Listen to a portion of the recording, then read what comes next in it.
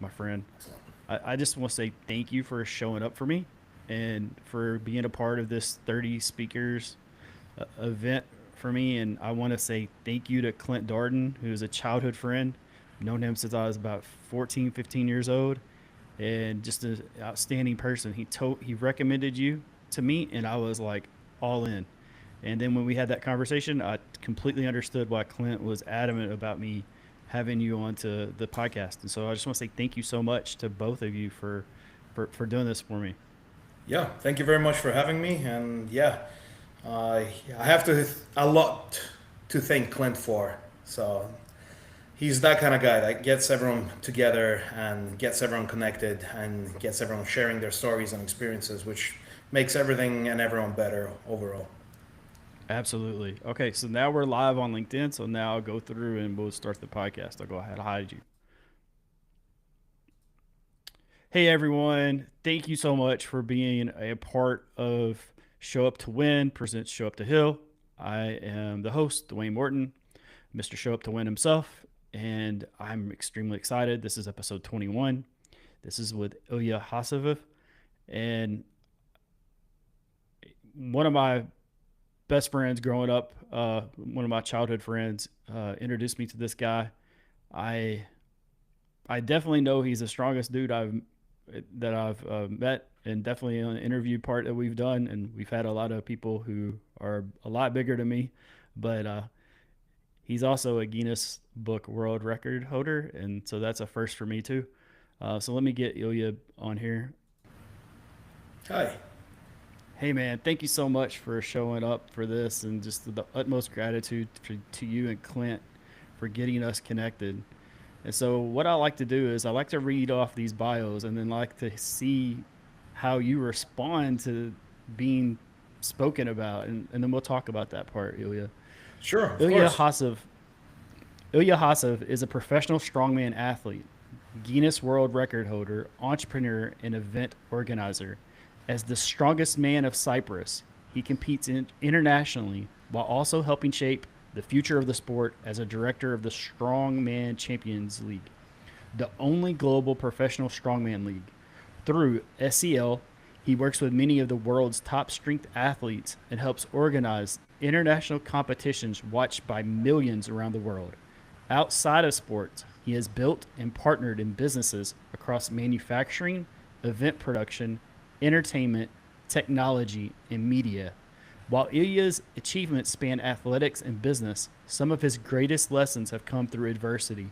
Multiple serious injuries throughout his career tested both his physical and mental resilience, requiring years of recovery and determination to return to competition.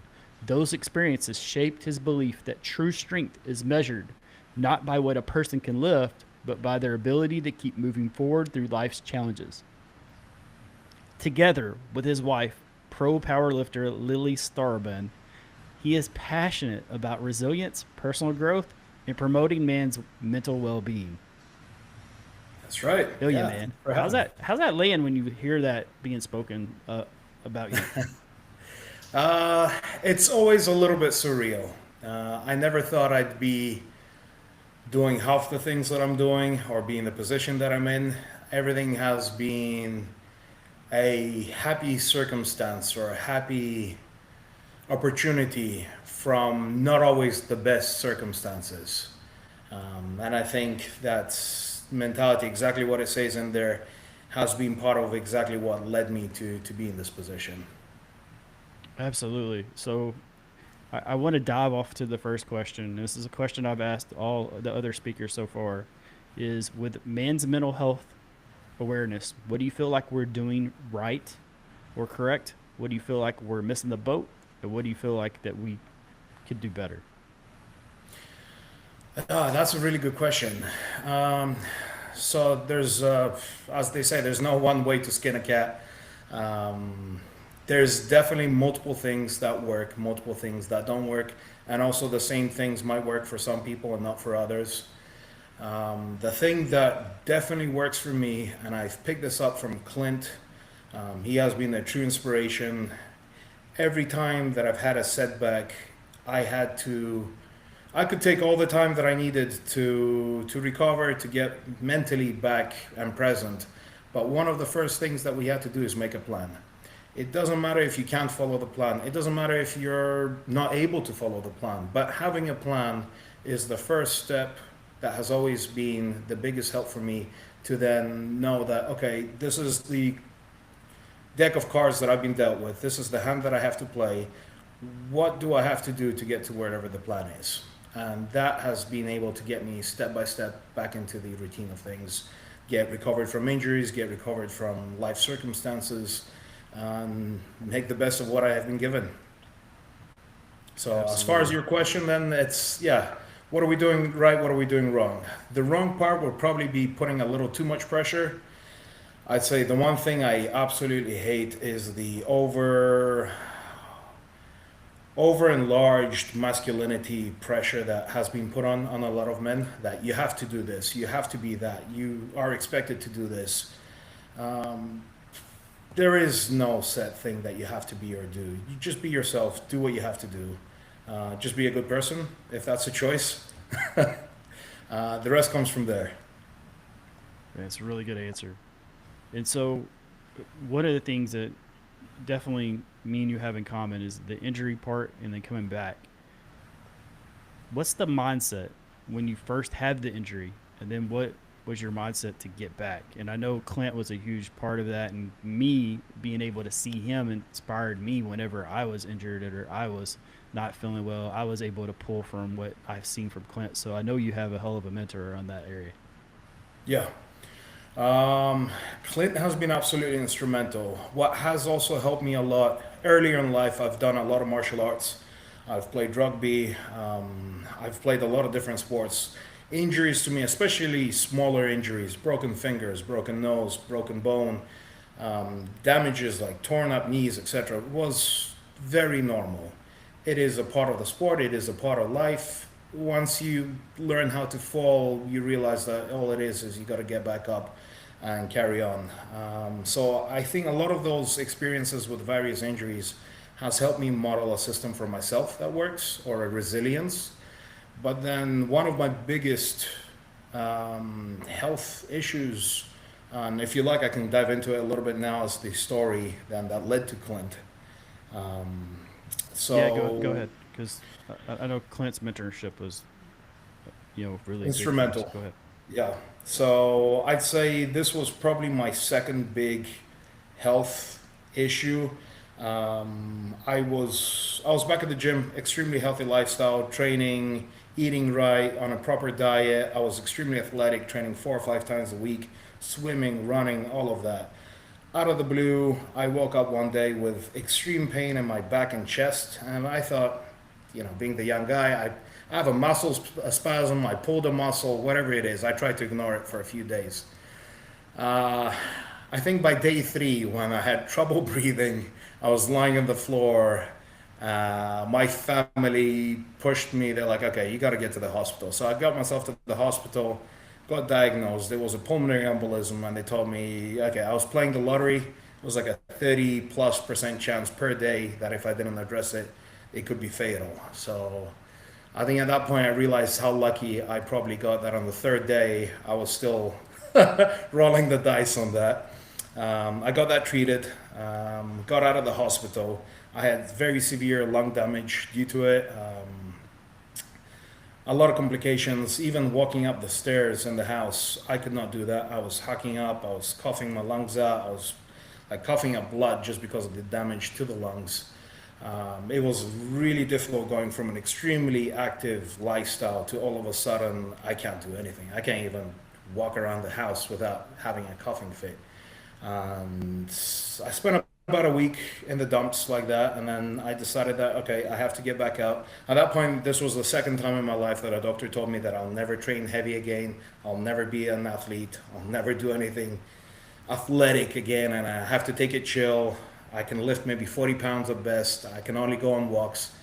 And it really irked me that this is the second time I'm hearing this from a doctor, a person that's supposed to, give you a reason to keep going and carry on. And then they're telling me, no, you know what, just stop whatever you ever thought was cool or amazing to you. So really irked about that. I got back into training.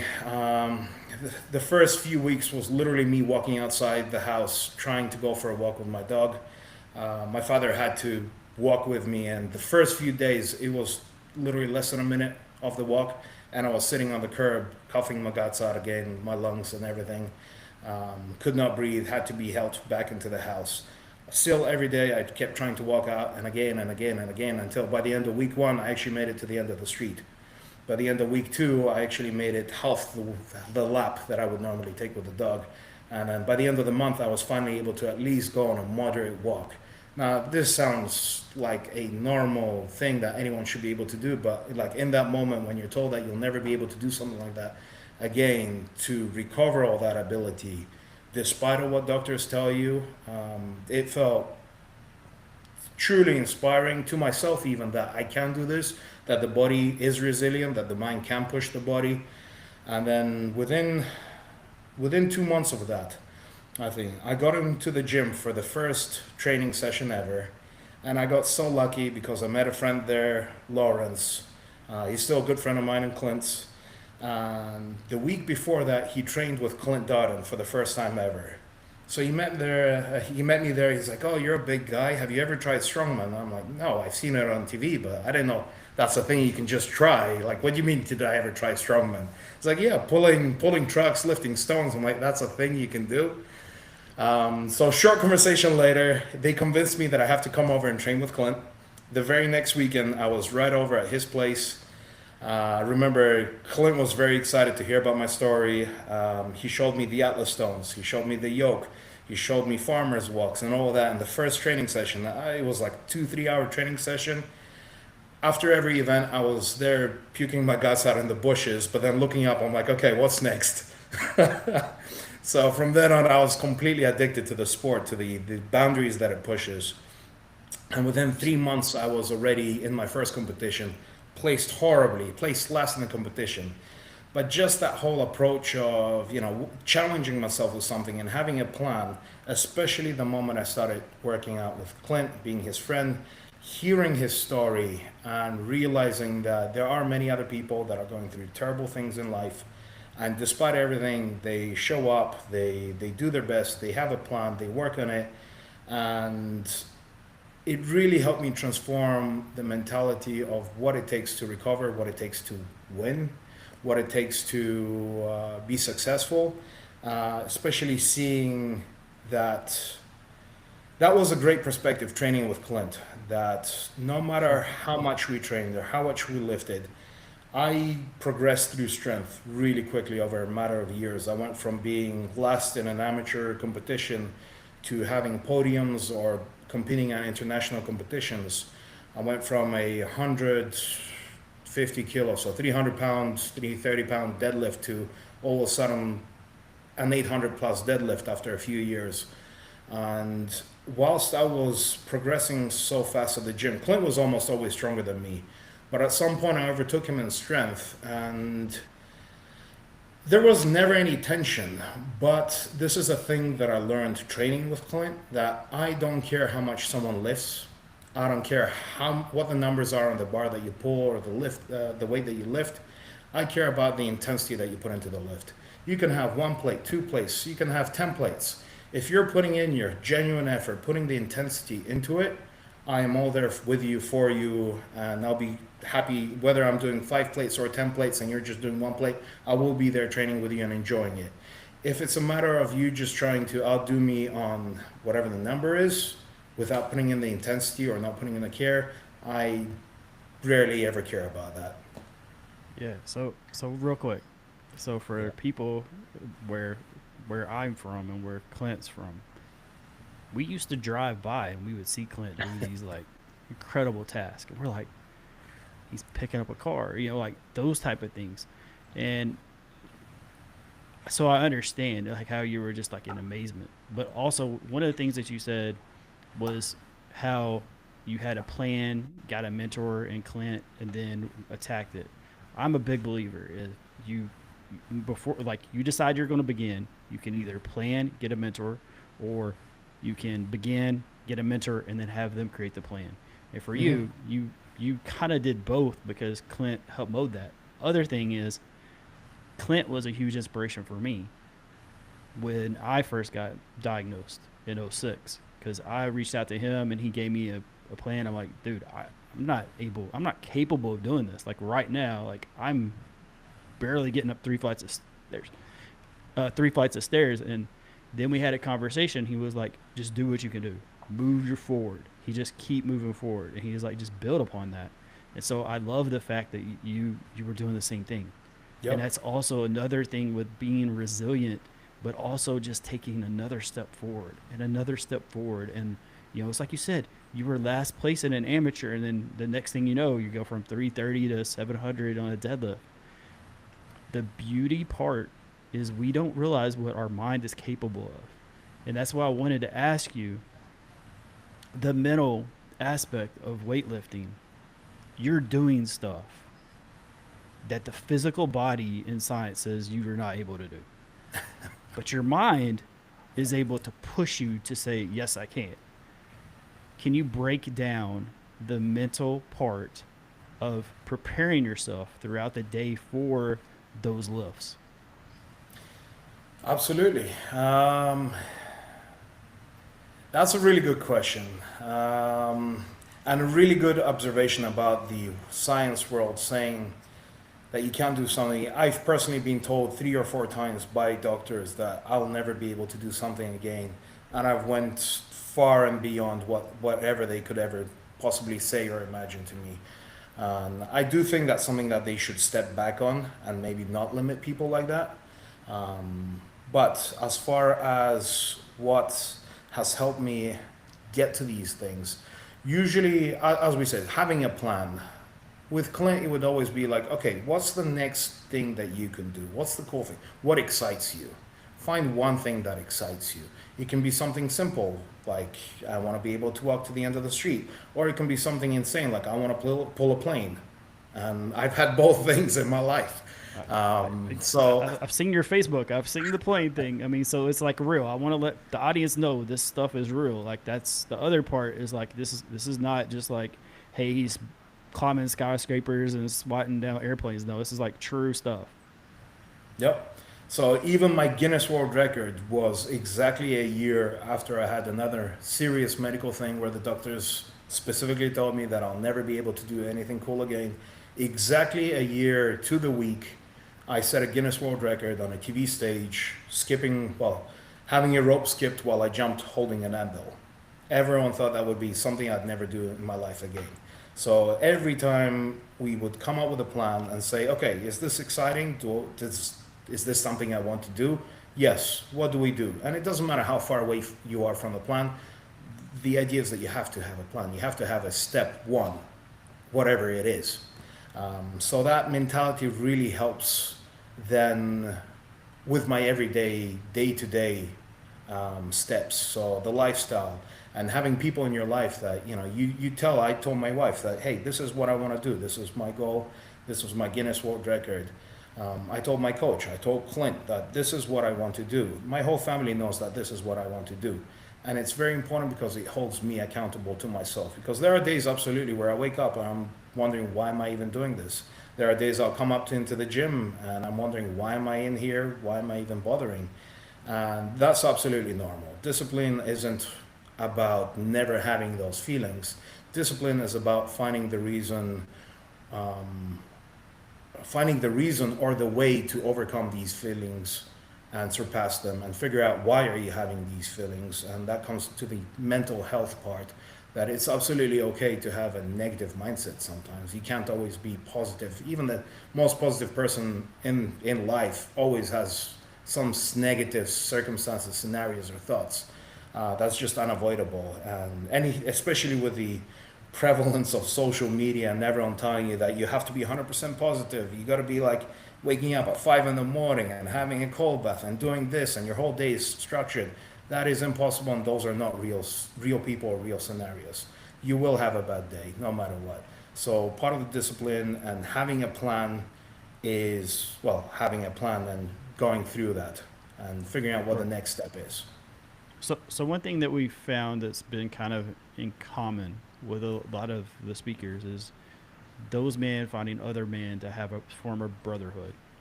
And then also me and Jimmy Carter, who was on episode 16, who's trained a bunch of NFL type talent. We were talking about how important his girlfriend, his significant other was for you. Also, she's a professional athlete on top of it. So it's not a competition between y'all, but it's also a competition of like, you pushing each other, I would assume. Absolutely. Yeah. Can you tell me how much of a benefactor that has been for you of having her? And just from what I've read and stuff, just a little bit, like I can tell she's a huge inspiration, but also like I can tell that y'all both are super dedicated to each other for the sport, but then also to each other personally. Can you shed some light on that, please? Absolutely.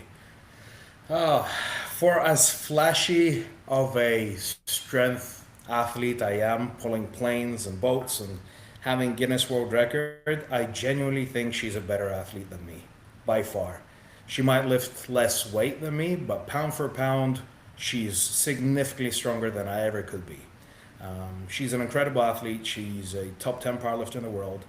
And her lifestyle, like this means so much to her that in our conversations when we first started dating, talking, we're very specific with each other that yes, strongman or my sport and career are important to me, and powerlifting to her is extremely important, and it defines, in a way, who she is or what she does. Not in the way that that's the only personality she has, but that is something that she's so dedicated and serious about that to us, it's not a thing of, okay, we're going to skip training because we wanted to go out, or we're going to skip training because we're not bothered. No, we're doing training and then figuring out what else we can do with that training, along with that training. The nutrition, the lifestyle, the training, everything about it, it's important and we maintain it and we help each other a lot. So I'll cook a lot of the meals for both of us, and I can't just cook pies and cakes and whatever tasty food. It has to be good, nutritious food, micro appropriate, a lot of proteins, a lot of food. So all our daily decisions are conscious because she's a professional athlete and because I'm a professional athlete, and we hold each other accountable due to that. Sometimes, and she's seen it many times, I lose that motivation occasionally, especially after an injury. I've had multiple where I tore my pec, I tore my quad, I tore my bicep, and the first few weeks, I don't want to do anything whatsoever. But she's there, she helps me, she takes the time out of her day, and then I still show up and I go to the gym and I help her out. And I think that has helped me a lot getting back into it, because even if I'm not training, I'll go to the gym and help her train. I'll be there spotting her, I'll be there loading her weights. And then one week, second week in, third week in, I'm like, all right, I got to get back on it. I'm still in the gym. I might as well lift something. And then I slowly get back into that routine. So having that lifestyle where we have that discipline between each other, or we need to support each other, helps both of us mentally get back into what we have to do. Yeah, I enjoy hearing the love part and then the support part, but then also realizing like, hey, I cook this, so I don't get to cook the the what most people would say the good sweet stuff is. It's like, so I appreciate you like really going into that. And the other thing is you're the first person that I've interviewed that their significant other is a professional athlete also. Like, so it's not just a self thing. Like, usually when it comes to professional athletes, like I was close to being one, my friend, and I was selfish. I would make any and every choice. If it was about basketball, I didn't care who was against me, whatever. Like, so I appreciate the fact that you have somebody else that keeps you balanced, and then also for her, I'm sure you keep her balanced too. So that's the other Absolutely. aspect. Yeah, and so Just a my little bit next on question. that. We've actually had to find ways to compromise and to also take turns. So if I know she's competing, I will not butt in and be selfish and say no, I have a competition or something. I'll help her and focus on her competition. When she's done competing, I'll make sure that I'm the focus, and we take turns on that too. Yeah. Yeah, Good. sorry, skip trying to sneeze in. But that's beautiful, man. That's like it also, from an athlete's perspective, when you're able to get that type of support, that allows you to go after your goals, and it also helps you be able to take that relaxed part and then to be Yep. able to help them achieve their goals. Um, one of the one of the wonderful things that you were just speaking on was just the with the professional league and those things that you got, but also how instrumental she is with her sport, how instrumental you are with your sport, and now you're being a mentor and you're a leader toward other people. How has that changed your responsibility as an athlete? Also, being able to show good people um, good form and just stuff like that, and be like, hey, this is how you want to do it. You take care of your body, you know, and be an example for people. I think that's really important. So can you share on that? Because I know you're a director of the SCL. Yeah, I'm one of the directors of SEL, and actually that was an interesting. That's that is one of the actual ways that I've created a plan or progressed from an injury or from a circumstance into something else. I do strongly believe that every time that there's an injury or setback, it's just an opportunity to try something else or do something else. It's an opportunity to try something new, perhaps, explore different possibilities. So at the time, I was competing in SCL, in Strongman Champions League, as an athlete, and I had an injury. I tore off my bicep, setting a world record on a stone, and I could not compete that year while I was recovering. During that recovery, I was talking with one of the directors, Marcel of SCL, and I thought, hey, I can't compete, but the next best thing I can do is try host a competition with you guys. So we hosted a competition. It turned out to be one of the best competitions that anyone has seen in the region. All the athletes absolutely loved it. Everyone loved it. The organizers loved it. My sponsors loved it. I really enjoyed the process because I have a very long history of working with entertainments, with events, event organization. So for me, it was a very natural transition. But I never thought I'd be hosting strongman competitions, especially to such a level. So one year led to another. I was both competing and organizing competitions to where now I'm hosting a handful of the major competitions happening in the year's calendar. So that just one closed opportunity led to another opportunity appearing, and you just had to follow through on it and make it happen. So now I'm in a position where I do get to inspire other athletes, inspire other spectators. For us, especially in the sport and in SEL, seeing kids in the arena being amazed and wowed, and the laughs, the smiles, and them flexing at us and telling their parents like, hey, I want to do that when I grow up. I want to pull a plane, I want to pull a track. There is nothing more amazing than that to us, like that, being able to inspire and not just being part of it as an athlete, but also being the person that puts it all together. So it's a very unusual position, and never for a moment, even 5, 10 years ago, did I think I'd be doing this. Man, that's amazing. So we're almost at the end of the time at the 30-minute mark.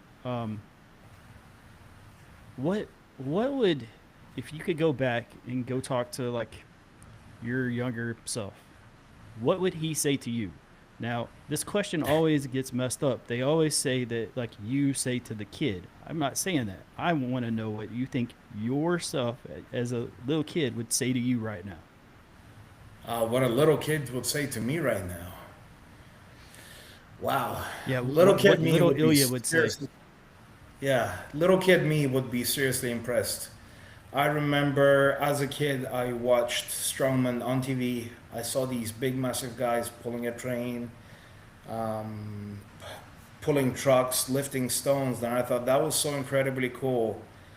I never for a moment thought that's something I can do or will do, and I'd be really amazed by that. And I don't know, little me would be really impressed with current me. That's awesome, and that's a great answer. I think a lot of people are just they don't realize like when you go back, your little kid self would be like, man, I'm just glad I made it. Like, I didn't know I Yeah. didn't know I would pass the English test that I had to study for. I mean, I think we just don't look and dream enough as a small child, and then when they see us from that perspective, then they were just like be very impressed by what we've attained. Um, so Ilya, man, where can people find you on the web? How can they get a hold of you, and like what type of events are you got coming up? Absolutely. You can find me on my Instagram or Facebook. My name eliahazov.strongman. Or you can find me in Columbus, Ohio, where I'm currently training. We are hosting two amazing events in the U.S. this year that I'm personally hosting. Both are Strongman Champions League events. One is in Sandusky, Ohio, on Labor Day weekend. The second one is in Lake City, Florida, on October 10th. Both are going to be spectacular events with a lot of professional international athletes, a lot of special guests, strength feats, cool events, a lot of entertainment. If you want to see me there, if you want to meet me, more than welcome to. If you have any questions whatsoever, I'm always happy to help people, whether it's with training or life questions, mental health. A lot of people jokingly refer to me as a injury expert, not because I know a lot about injuries, mostly because I've had a lot of injuries. So Right. I've always found a way out through them. And if anyone ever has a real question, like how do I deal with an injury, how do I recover, how do I get back into something, I'll at the very least share my experience and my opinion on it. Yeah, it's amazing. So Ilya, man, thank you so much for showing up for this and for showing Absolutely. me a professional athlete's mindset, but also what we're doing for men's mental health awareness. Um, this is episode 21. This is 3 weeks down. I have 9 episodes left. This has been an incredible journey. It continues tomorrow, same time, with Joseph Cope, who is the empathy guy, who's done some TEDx stuff. And then tonight, I also want to say I'm going to be hanging out with me and two of my friends, and we're going to do a weekly recap. And that will be at 8 Eastern, 7 Central, and 5 Pacific time. And it'll be on the same place that you're seeing this from. And I will be with my co-host Sarah Elkins and Kat Anna. Sabrina Johnson is going to be taking a night off, and so I'm looking forward to recapping and talking about the things that I got to learn from Ilya today and all the other great speakers this week. And then Ilya, I definitely want to extend an invite to the next some other podcast because I definitely want to have you on more multiple podcasts. And so I'll I would see love it. everyone later tonight. And everyone enjoy. This is Show Up to Win presents Show Up to Hill. Yeah. Thanks for Day having me. 21 down. Absolutely, my friend. And thank you, Clint Darden, for getting me and this guy connected. And looking forward to someday interviewing Clint sooner rather than later. That would be amazing. Thank you.